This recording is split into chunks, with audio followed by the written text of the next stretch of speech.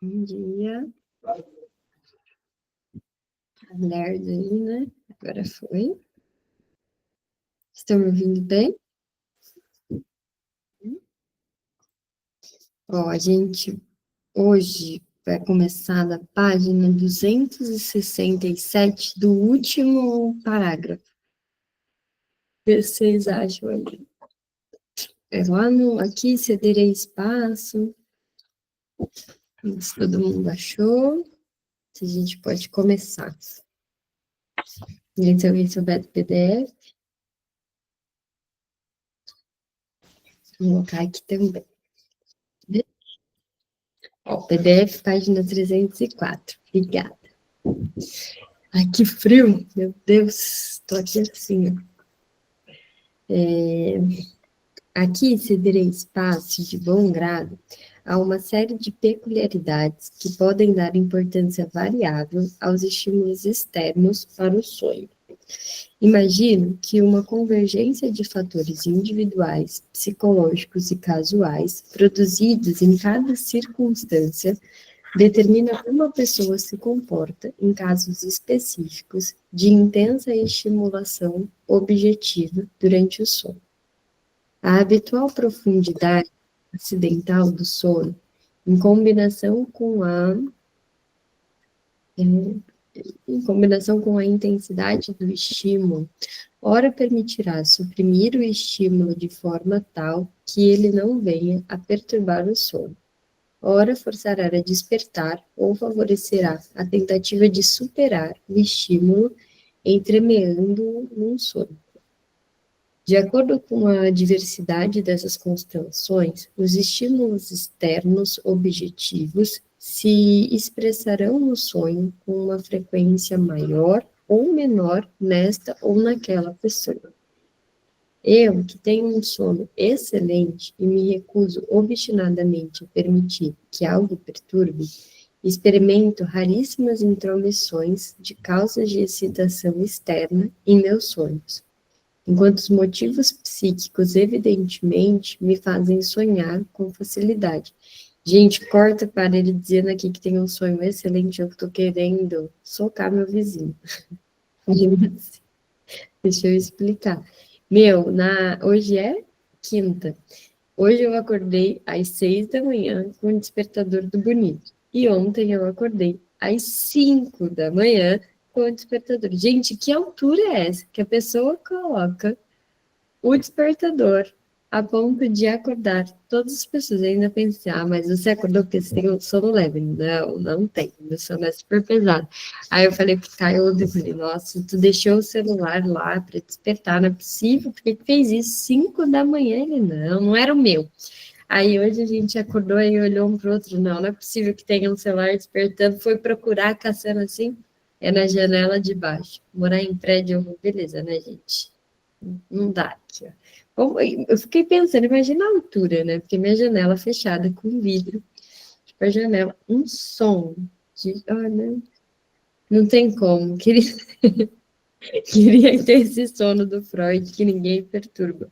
Não é meu caso. Na verdade, registrei apenas um sonho em que se reconhece uma fonte objetiva de estímulo doloroso. E justamente esse sonho é muito instrutivo para demonstrar o efeito onírico do estímulo externo. Estou montada num cavalo cinza, primeiro com relutância e pouca destreza, como se eu estivesse apenas me apoiando nele. Então, encontro meu colega P, em traje de tweed e postura altiva no seu cavalo, que me repreende por algum motivo, provavelmente por minha postura ruim. Acostumo-me cada vez mais com um cavalo muito inteligente. Acomodo-me e percebo que me sinto perfeitamente à vontade aqui no alto. Um tipo de estofo me serve de sela, que ocupa todo o espaço entre o pescoço e a garupa do cavalo. Passo pela abertura estreita entre dois caminhões. Após ter seguido a rua durante algum tempo, dou meia volta e quero descer do cavalo. Primeiro, na frente de uma pequena capela aberta à beira da rua. Depois, desço realmente na frente de outra, bem próxima. O hotel se encontra na mesma rua. Eu poderia deixar o cavalo seguir sozinho até lá, mas prefiro conduzi-lo. É como se eu me envergonhasse de chegar ali a cavalo. Diante do hotel há um servente que me mostra um papel que encontrei e por isso zomba de mim. No papel está escrito, duplamente sublinhado, não comer, e uma segunda intenção, indistinta, parecido com não trabalhar. Além disso, uma noção vaga de que estou numa cidade desconhecida, na qual não trabalho. A princípio, ninguém suspeitará que o sonho se originou sob a influência, ou melhor, sob a coação de um estímulo doloroso. No dia anterior, furúnculos haviam me causado grande sofrimento e transformaram cada movimento em uma tortura. Por fim, um furúnculo na raiz do escroto chegou a alcançar o tamanho de uma maçã. Meu Deus, coitado, né? Olha, gerando dores insuportáveis a cada passo, e um cansaço febril, uma falta de apetite e o trabalho duro durante o dia haviam se unido às dores para perturbar o meu humor. Tive dificuldade de exercer minhas obrigações de médico, mas o tipo e a localização do mal me fizeram pensar em outra atividade para a qual eu certamente era mais incapaz do que para qualquer outra, a equitação. E é justamente essa atividade que o sonho me leva a exercer. Trata-se da negação mais energética do sofrimento que se pode imaginar. Não sei montar cavalos, tampouco costumo sonhar com isso. Montei um cavalo uma única vez, sem sela, e não gostei. Nesse sonho, porém, monto um cavalo como se não tivesse furúnculo no perilho, ou, mais precisamente, porque não quero tê-lo. A julgar pela descrição, minha cela apresenta o cataplasma que me permitiu adormecer. É provável que durante as primeiras horas do sono, ele tenha impedido que eu sentisse qualquer dor. Quando as sensações dolorosas se manifestaram, querendo me acordar, veio o sonho e me acalmou. Continue a dormir, você não vai querer acordar por causa disso. Você não tem nenhum furúnculo. Afinal de contas, está montando um cavalo, e com um furúnculo naquele lugar, é impossível montar um cavalo. E assim conseguiu abafar a dor, e continuei dormindo. O sonho não se contentou em dessugerir o furúnculo por meio de uma insistência obstinada, em uma representação incompatível com o sofrimento, agindo como o delírio alucinatório da mãe que perdeu o filho. Aqui tem uma nota.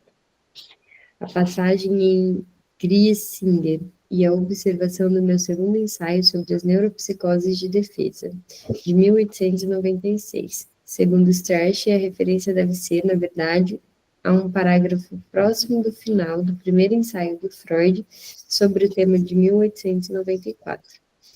Quem fala desse retorno alucinatório, de delírio, é a Marion Minerva. Fala e dá vários exemplos disso.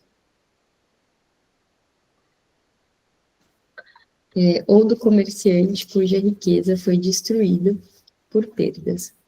Os detalhes da sensação renegada e da imagem usada para a repressão me servem também como material para aquilo que também existe atualmente na psique, a situação do sonho, e para representá-lo. Estou montando um cavalo cinza. A cor do cavalo corresponde exatamente à roupa cor de pimenta e sal com que vi meu colega P pela última vez no campo. Uma alimentação muito apimentada tem sido considerada a causa da minha furunculose, uma etiologia preferível ao diabetes. Aqui tem outra nota. Literalmente, sentar-se num cavalo alto, que está escrito uma expressão em alemão. Expressão popular que designa uma postura altiva e arrogante. Pouco adiante, estar firme na sela é outra expressão desse tipo para alguém cuja posição não é ameaçada. Logo em seguida, a anedota do cavalheiro. É a que consta numa carta de Freud a Fliss. Ao ser perguntado para onde cavalgava, o cavaleiro Itzig respondeu: não sei, pergunte ao cavalo. Em que devemos pensar no caso da furunculosa. Meu amigo P gosta de se colocar em relação a mim como se estivesse montado em um cavalo alto. Desde que assumiu uma paciente que assumiu uma paciente minha, com a qual eu havia executado verdadeiras façanhas. No início do sonho, monto o cavalo em posição tangencial, como nas façanhas de um cavaleiro. Mas que, com o cavalo na anedota do cavalheiro, que só monta aos domingos, me levou para onde bem quisesse. Assim, o cavalo adquire significado simbólico de uma paciente.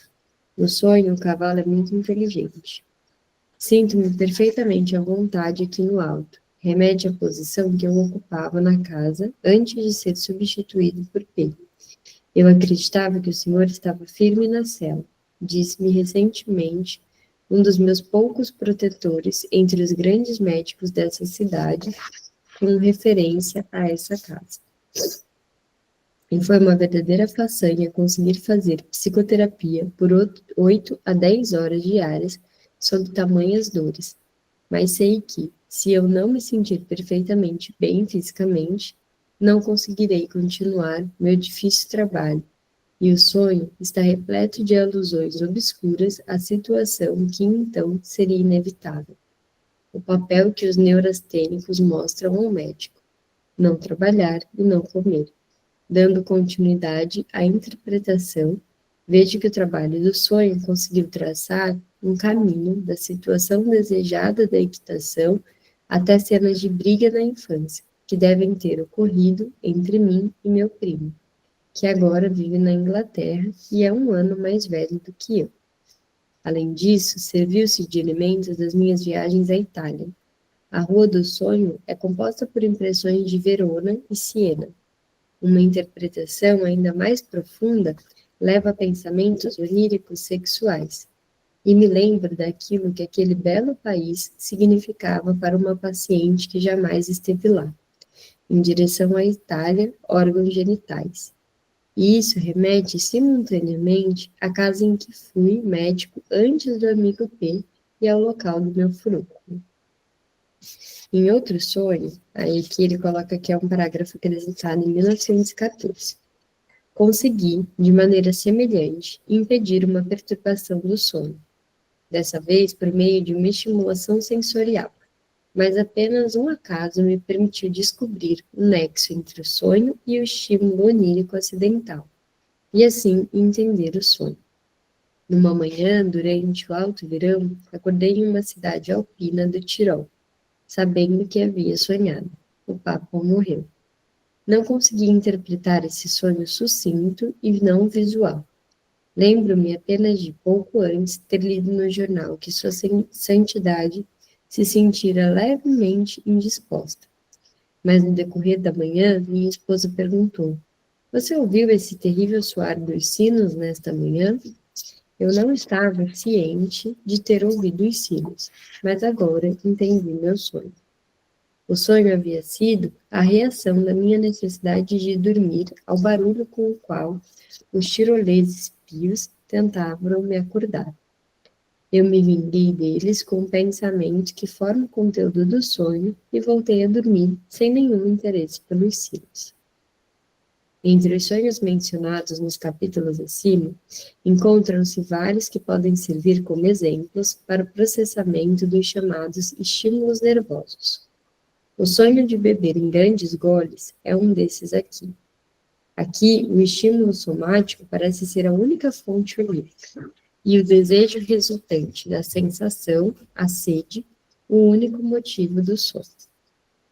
Encontramos algo semelhante em outros sonhos simples, quando o estímulo somático basta para formar um desejo. O sonho da paciente que, à noite, arranca o aparelho de arrefecimento de sua bochecha demonstra um modo incomum a reagir a estímulos dolorosos por meio de uma realização de desejo. Ao que parece, a paciente conseguiu livrar-se das dores temporariamente, atribuindo-as a um estranho.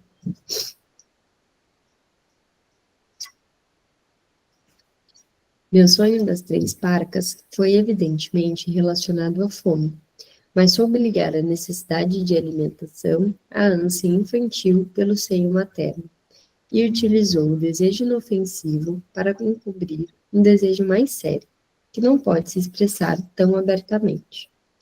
O sonho do Conde Tum nos mostrou por quais vias uma necessidade física acidental é posta em relação com os impulsos mais fortes, mas também mais fortemente reprimidos da vida psíquica. Enquanto, no caso relatado por Galinier, o primeiro cônsul mesclou o ruído da explosão de uma bomba ao sonho de uma batalha, antes de acordar com um barulho, manifesta-se nisso, com especial clareza, o empenho a cujo serviço a atividade psíquica se ocupa durante o sono. Um jovem advogado que, à tarde, adormece com a mente ocupada por seu primeiro grande caso de falência, comportou-se de forma bem semelhante ao grande Napoleão. Ele sonhou com um certo Diereich de Rusciati, que conheceu ao longo do processo. Mas o nome Rusciati, aí aqui tem uma nota em alemão, Tossir é Rusten. Rusciati é uma cidade da região da Galícia, sul da Polônia e oeste da Ucrânia. Continua a surgir de forma imperiosa. Ele acorda e ouve sua esposa, acometida de uma bronquite, tossindo violentamente. Comparemos esse sonho de Napoleão I, que tinha o sono excelente, com aquele do estudante, que dormia até tarde e que, ao ser acordado pela sua senhoria, porque tinha de ir ao hospital, no sonho se transporta para um leito e continua a dormir, pensando: já que estou no hospital, não preciso levantar para ir até lá. Esse último é, evidentemente, um sonho de comodidade. O sonhador admite abertamente o motivo de seu sonho, mas justamente assim revela um dos segredos do sonho. Deste modo, todos os sonhos são sonhos de comodidade. Servem ao propósito de continuar a dormir, em vez de acordar. O sonho é o guardião do sono, não seu perturbador. Mais adiante, explicaremos essa concepção também no tocante aos fatores psíquicos que nos despertam. Mas já aqui podemos justificar sua aplicação ao papel dos estímulos objetivos externos. Ou a psique ignora completamente as causas das sensações durante o sono, quando sua intensidade e seu sentido, que ela compreende, o permitem, ou ela usa o sonho para questionar esses estímulos. Ou, em terceiro lugar, quando se vê obrigada a reconhecê-los, busca a interpretação que apresenta a sensação atual como elemento de uma situação desejada e compatível com o sono. A sensação atual é inserida no sonho para ser privada de sua realidade. Napoleão pode continuar a dormir. É, afinal de contas, apenas uma lembrança onírica da trovoada de canhões em Arcole que tenta perturbá-lo. Aqui tem uma nota. O conteúdo do sonho é narrado de formas diferentes nas duas fontes que conheço. O desejo de dormir... Pode falar, Emma. Bru, desculpa, que eu não estou querendo abrir o chat aqui e eu não consegui. Vocês conseguem, quem está com o PDF, me atualizar? Porque eu estava com o PDF que eu não estava conseguindo acompanhar nunca. Aí eu troquei o PDF, peguei lá no grupo outro, e aí poder me mandar aqui, vou falar. A Sara que tem. Diz aí pra gente qual é a página, Sarinha. 310. O desejo de dormir, no qual o eu consciente se concentrou e que, juntamente com a censura onírica e a elaboração secundária, a ser exposta mais adiante, representa sua contribuição para o sonhar, precisa sempre ser levado em conta como motivo para a formação do sonho, e cada sonho bem-sucedido é uma realização dele. O modo como esse desejo geral de dormir, sempre presente e inalterado, se relaciona aos outros desejos, dos quais, ora este, ora aquele, é realizado pelo conteúdo do sonho, será objeto de outra investigação. Mas descobrimos no desejo de dormir o fator que consegue preencher a lacuna deixada pela teoria de Strudel e Wundt, e explicar os caprichos e estranhezas na interpretação dos estímulos externos. A interpretação correta, da qual a psique adormecida é perfeitamente capaz, implicaria um interesse ativo, exigiria o término do sono. Por isso, entre todas as interpretações possíveis, só são admitidas aquelas compatíveis com a censura absolutista do desejo de dormir. Como? É o roxinol, e não a cotovia. Aqui é uma citação de Shakespeare, de Romeu e Julieta. Pois se fosse a cotovia... Como é que será que é isso? Cotovia, cotovia? Alguém sabe o que é isso? Não? Deixa eu pesquisar aqui, que eu fiquei curiosa. Peraí.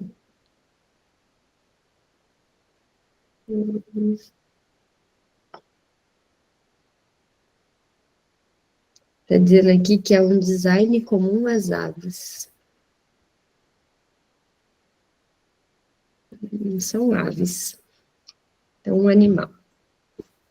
Pois se fosse a cotovia, noite de amor teria chegado ao fim. Entre as interpretações admissíveis do estímulo, é escolhida aquela que pode estabelecer o melhor vínculo com os impulsos de desejos à espreita na psique.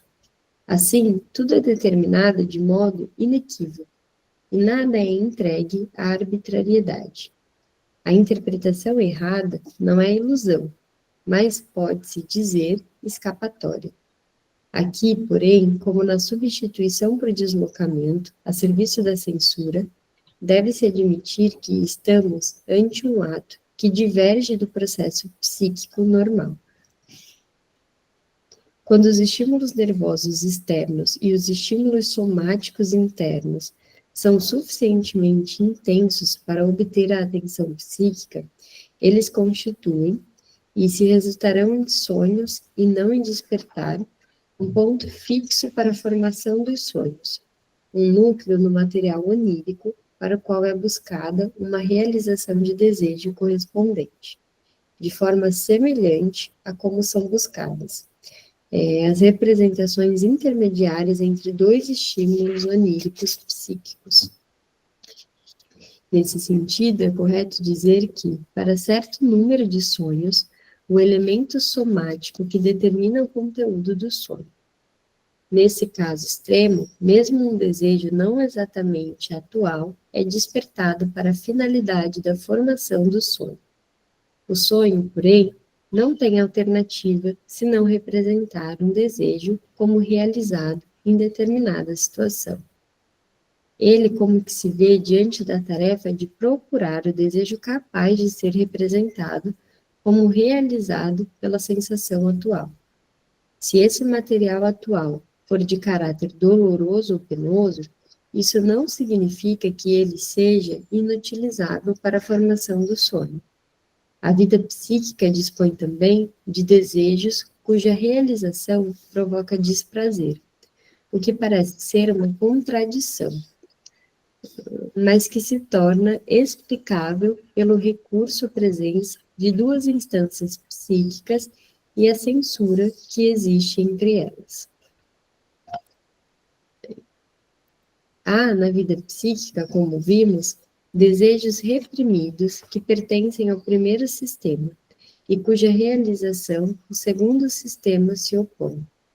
Quando dizemos que há esses desejos, não estamos falando no sentido histórico, de que eles existiram e foram eliminados.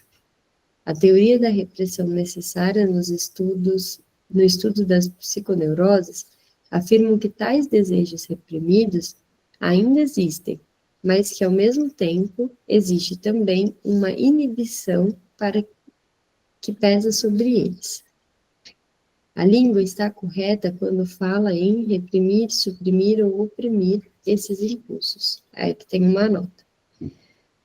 Numa nota perto do final do livro, Freud afirma que evitou explicitar uma diferença de sentido entre os verbos tananã e tananã, porque está em alemão, mas que deve ter ficado claro que esse último ressalta, mais que o primeiro, o vínculo, o pertencimento, em tradução literal, ao inconsciente. É discutível que isso esteja claro, pois são vários os trechos em que os dois, ou substantivos correspondentes, são usados alternadamente, tanto aqui como em outras obras. De toda forma, procuramos traduzir os dois por palavras diferentes ao longo deste livro, e tendo adotado reprimir por, deve ser verdrag, uma coisa assim, restou-nos, de modo pouco satisfatório, suprimir para Undraken. Caso se prefira recalcar para aquele, a opção natural para este é reprimir. Uma discussão mais extensa desses dois termos se acha em Paulo César de Souza, As Palavras de Freud, o vocabulário freudiano e suas versões. A língua está correta quando fala em Unterdrückung, reprimir esses impulsos. A organização psíquica que permite que esses desejos suprimidos alcancem a realização subsiste e permanece utilizável. Mas, se um desses desejos suprimidos é realizado, a inibição superada do segundo sistema, suscetível de consciência, se manifesta como desprazer. Para concluir, quando no sono estão presentes sensações de caráter desprazerosos, oriundos de fontes somáticas, o trabalho do sonho se serve dessa constelação para representar, mantendo a censura maior ou em menor grau, o cumprimento de um desejo que de outro modo é suprimido. Esse estado de coisas possibilita uma série de sonhos angustiados, enquanto outro conjunto dessas formações de sonhos, desfavoráveis à teoria do desejo, aponta para outro mecanismo. Pois a angústia nos sonhos pode ser de natureza psiconeurótica, provir de excitações psicossexuais, caso em que a angústia corresponde à libido reprimida. Então, essa angústia, como todo sonho angustiado, tem o significado de um sintoma neurótico. E nós nos encontramos no limite em que a tendência realizadora de desejos falha. Em outros sonhos angustiados, porém, a sensação de angústia é de origem somática, como em doentes de coração ou dos pulmões que têm dificuldade de respirar. E então, é usada para ajudar na realização, em forma de sonho, de desejos energicamente suprimidos que, se estimulados por motivos psíquicos, levariam ao mesmo desencadeamento de angústia. Não é difícil unir esses dois casos aparentemente distintos, quando duas formações psíquicas, uma tendência afetiva e um conteúdo representacional, são intimamente relacionados, aquela que se dá atualmente promove no sonho também a outra. Ora, a angústia determinada somaticamente promove o conteúdo representacional suprimido, ora, o conteúdo representacional libertado da repressão e acompanhado de excitação sexual provoca o desencadeamento da angústia. Podemos dizer que, num caso, um afeto dado somaticamente é interpretado psiquicamente. No outro caso, tudo que é dado psiquicamente, mas o conteúdo que foi suprimido é substituído com facilidade por uma interpretação somática que combina com a angústia. As dificuldades que disso resultam para a compreensão pouco têm a ver com o sonho. Elas provêm do fato de que, com essa discussão, tocamos problemas do desenvolvimento da angústia e da repressão. Sem dúvida alguma, a sensação geral do corpo, sinestesia, faz parte dos estímulos somáticos internos que comandam o sono. Não que ela forneça o conteúdo do sonho, mas impõe aos pensamentos oníricos uma seleção do material a ser representado no conteúdo do sonho, insinuando parte do material como sendo apropriado à sua natureza e afastando a outra. Além disso, essa sensação geral, proveniente do dia, está ligada aos restos psíquicos relevantes para o sonho. Essa sensação pode ser preservada ou superada no sonho, de modo que, quando desagradável, ela se transforma em seu oposto.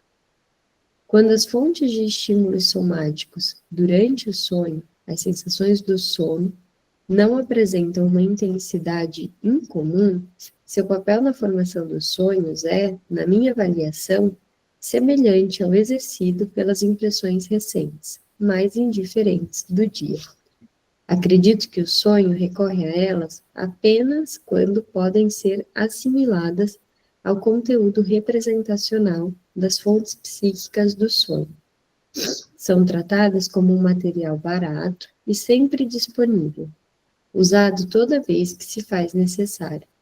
Um material valioso, por sua vez, impõe um modo de sua utilização. O caso é semelhante ao mecenas que entrega ao artista uma pedra preciosa, um ônix, para que este a transforme em obra de arte. O tamanho da pedra, sua cor e suas manchas ajudam a decidir qual cabeça ou cena deverá ser representada com ela, enquanto um material abundante e uniforme, como o mármore ou arenito, permite ao artista seguir exclusivamente. Deixa eu ver.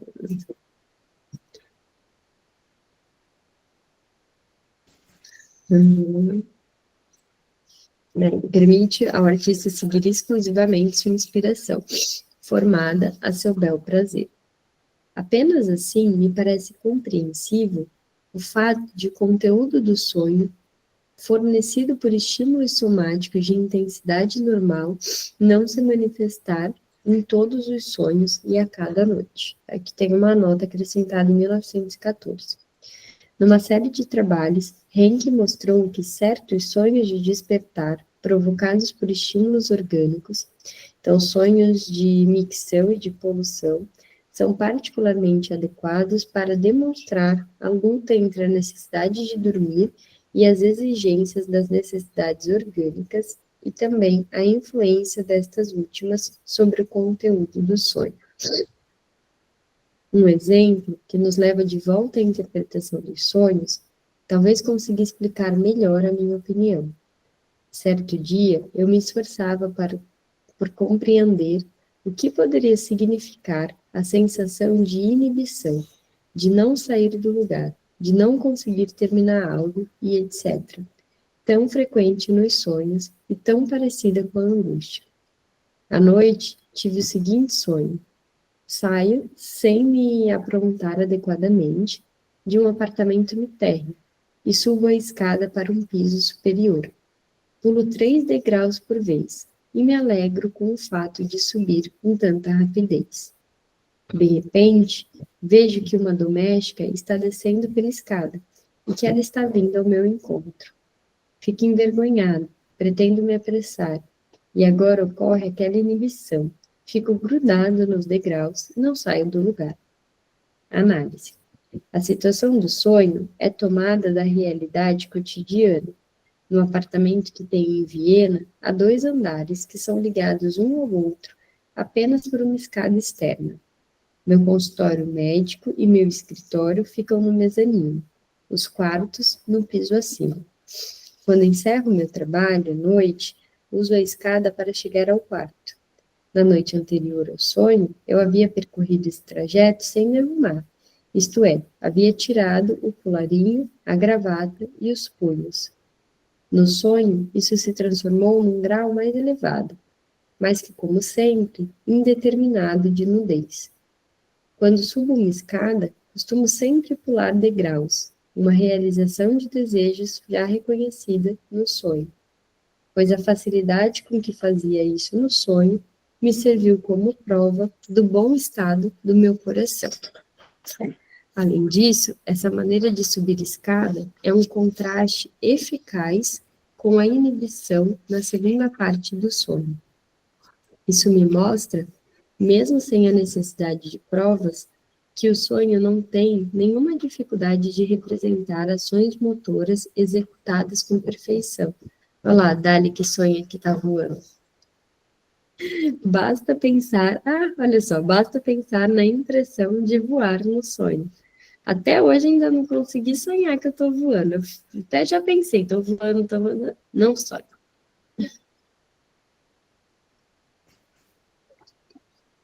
A escada que uso no sonho não é, porém, a da minha casa. A princípio, não a reconheço. Apenas quando a pessoa vem ao meu encontro, consigo identificar o local. Essa pessoa é a doméstica da senhora idosa que eu visito 2 vezes por dia para aplicar-lhe injeções. A escada é também muito parecida com aquela que tenho de subir 2 vezes por dia naquela casa. Como, então, essa escada e essa mulher apareceram em meu sonho? A vergonha de não estar completamente vestido é, sem dúvida alguma, de natureza sexual. Isso daqui também tem bastante gente que fala que sonha, né? Que tá todo mundo pelado. Não é? Tem uma galera que sonha. Tu sonha, Dali? Não? Só voa, né? Pelado não fica. Já basta sonhar que tá voando. Olha, eu tenho uns sonhos muito comuns. Eu não sonho que ninguém tá pelado. Não sonho que ninguém tá voando. Tô achando esses meus sonhos muito sem graça, viu? A doméstica do sonho mais velha que eu. É ranzinza. Nossa, o jeito que ele fala das pessoas, né? Tão fofo. É ranzinza e nada atraente. A essas perguntas não encontro outra resposta senão esta. Quando faço minha visita matinal nessa casa, acontece-me pigarrear na escada. O produto da expectoração fica nos degraus. Nesses 2 pisos não há cuspideira, e eu defendo o ponto de vista de que a limpeza da escada não é responsabilidade minha, que deveria ser possibilitada pela instalação de uma cuspideira. Meu Deus, é sério que as pessoas tinham... Que nojo, né? Eu, hein? A zeladora, também uma pessoa já mais idosa e ranzinza, mas com instintos de limpeza, como estou disposto a reconhecer, defende outro ponto de vista nessa questão. Ela fica à espreita, para ver se me permitirei a tal liberdade. E quando isso ocorre, eu a ouço resmungar audivelmente. Então, nega-me durante dias o respeito habitual quando nos encontramos. Na véspera do sonho, o partido da zeladora foi reforçado pela doméstica. Eu havia feito minha consulta rapidamente, como sempre, quando a doméstica me confrontou na antessala e observou. Senhor doutor, o senhor bem que poderia ter limpado suas botas antes de entrar no quarto. O tapete vermelho está todo sujo de suas pegadas. Essa é a única razão que a escada e a doméstica podem reivindicar para aparecerem em meu sonho. Existe uma relação íntima entre subir as escadas voando e cuspir na escada. Tosse e problemas cardíacos representam ambos o castigo pelo vício de fumar. Vício este que não me rende uma reputação de grande asseio junto às donas de casa, nem da minha, nem da outra casa, que o sonho funde numa só. Preciso adiar o resto da interpretação do sonho até explicar a proveniência do sonho típico das roupas incompletas. Observo apenas como resultado provisório do sonho relatado que a sensação onírica do movimento inibido é provocada sempre que determinado contexto a requer. Um estado especial da minha motilidade, enquanto durmo, não pode ser a causa desse conteúdo do sonho, pois momentos antes eu me vi subir a escada com grande facilidade. como que para reforçar esse conhecimento. Agora a gente vai começar os sonhos típicos. Acho que é grande, mas aí a gente vai para depois aonde desce. É bastante coisa. Nossa, bastante coisa mesmo. Deixa eu ver.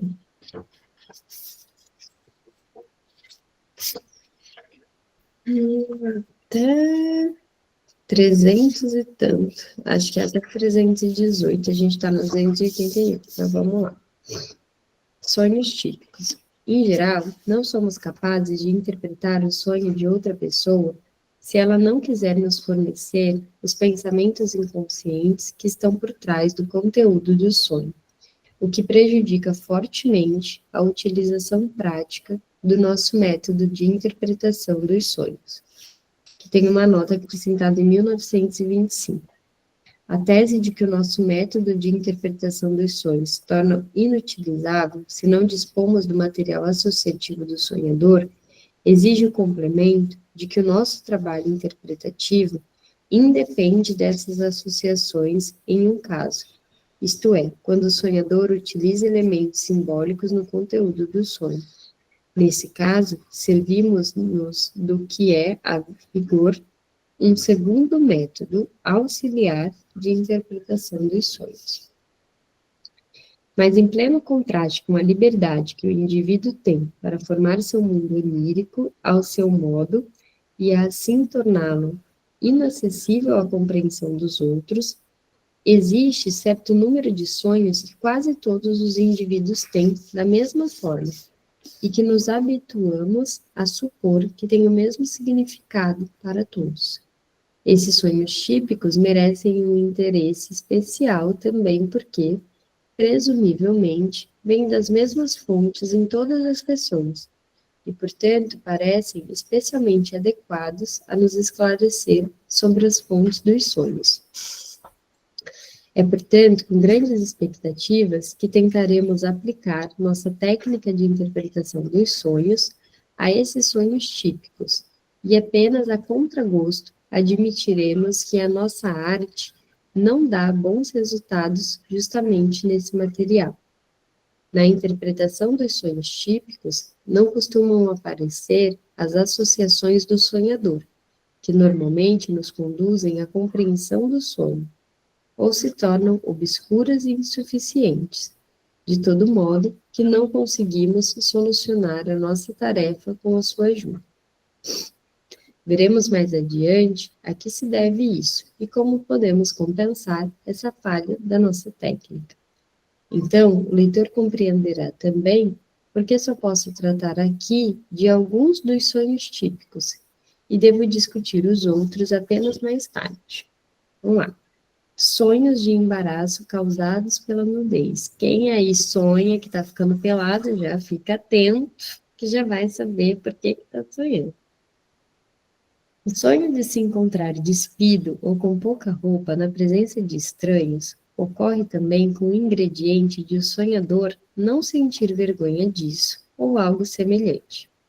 Mas o sonho de nudez nos interessa apenas quando é vinculado à vergonha e ao embaraço, quando o sonhador deseja fugir ou se esconder e é tomado pela peculiar inibição de não conseguir sair do lugar, sentindo-se incapaz de alterar a situação penosa. O sonho é típico apenas nessa combinação. O núcleo de seu conteúdo pode apresentar todos os demais vínculos ou estar misturado com ingredientes individuais. Trata-se, em essência, da sensação penosa que tem a natureza da vergonha, de querer esconder sua nudez, na maioria das vezes pela locomoção, e não conseguindo fazê-lo. Creio que a maioria dos meus leitores já se encontrou nessa situação em algum sonho. Não é nosso caso. Vamos ficar devendo essa. Em geral, o modo como a pessoa está despida não é muito claro.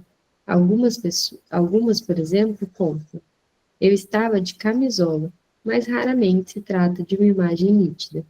Na maioria das vezes, a ausência de roupas é tão indeterminada que se expressa por uma alternativa. Eu estava de camisola ou de anágua. Em geral, o defeito do traje não é grave a ponto de justificar a vergonha. No caso de um homem que usou o uniforme do imperador, a nudez é, muitas vezes, substituída por um erro de vestimenta. Encontro-me na rua sem sabre e vejo oficiais se aproximarem.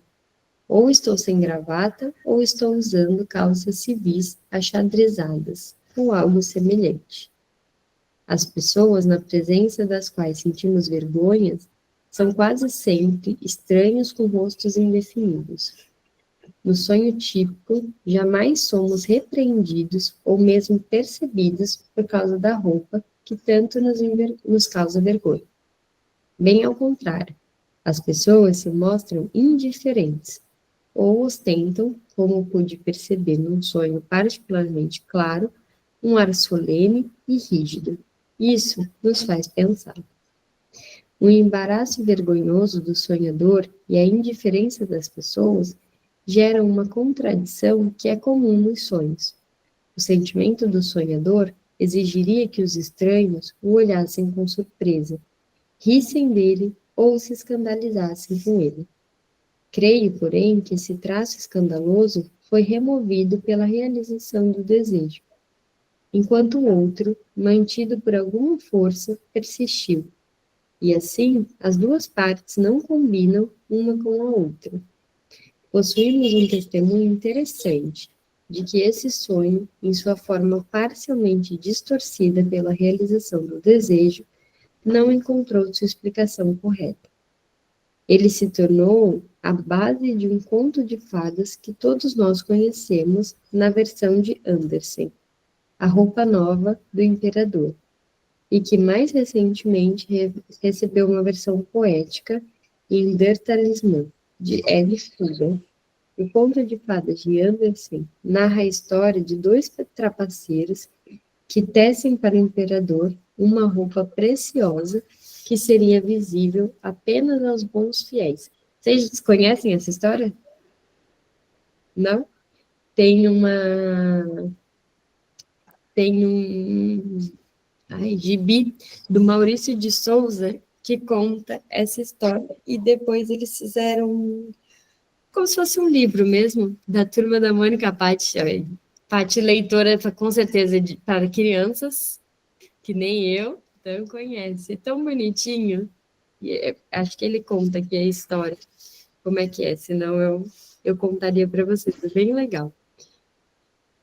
Eu acho que eu até já fiz um post no Instagram citando essa história, porque é muito, muito legal, assim, dá pra gente pensar em muita coisa, ter vários insights. Eu não sei se eu cheguei a postar ou se eu só escrevi, nunca postei, não me lembro. Então, aqui.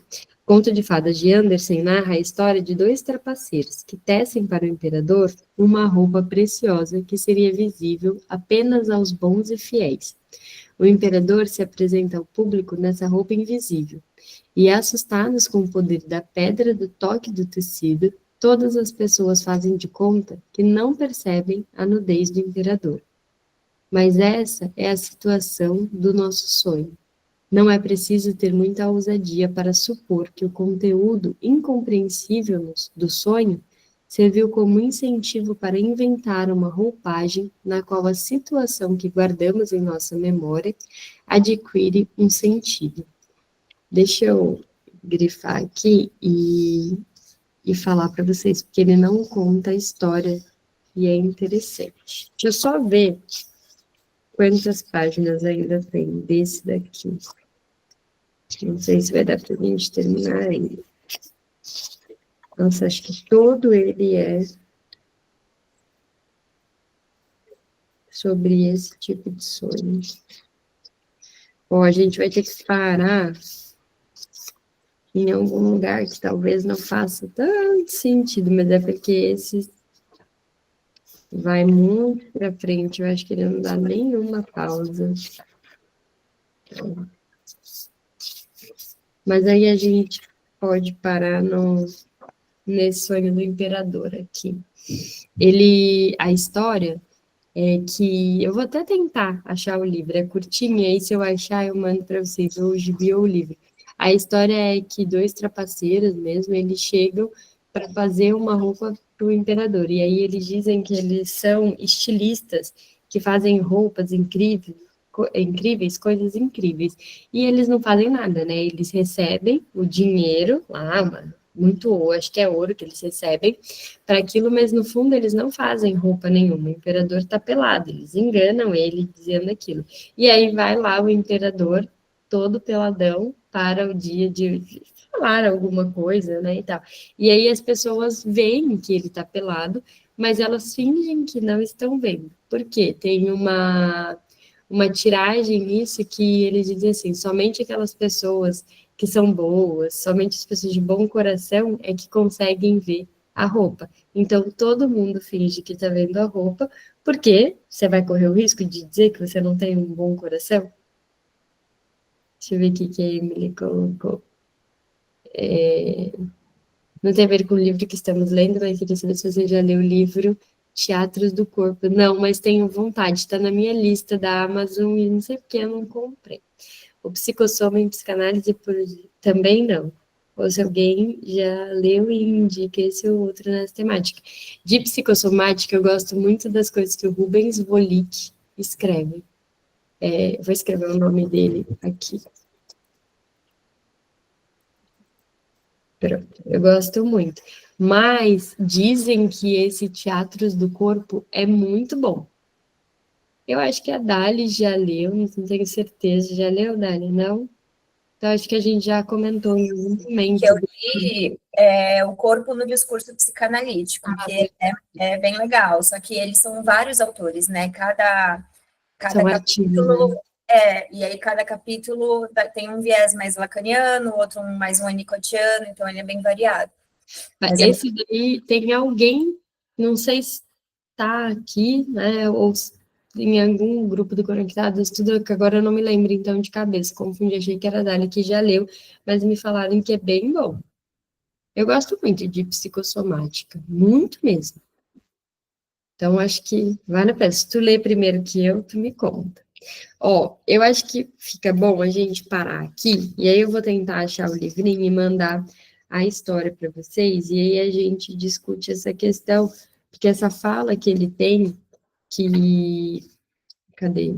Que o sonho serviu como incentivo para inventar uma roupagem na qual a situação que guardamos em nossa memória adquiriu sentido, é muito importante, porque é aquilo de vamos fingir que a gente está vendo a roupa do imperador para não correr o risco de ter um coração que não seja puro, como eles colocam ali na história. Muitas vezes a gente também inventa coisas que a gente está sentindo no sonho para que a gente não possa lidar justamente com aquilo que a gente não quer. Então, cria-se uma outra roupagem. Tem esse lugar aqui de trazer um olhar diferente para não assumir o que está por trás daquilo. E daí a gente discute melhor, então, na próxima quinta. Beleza? Um beijo, fiquem bem, até mais.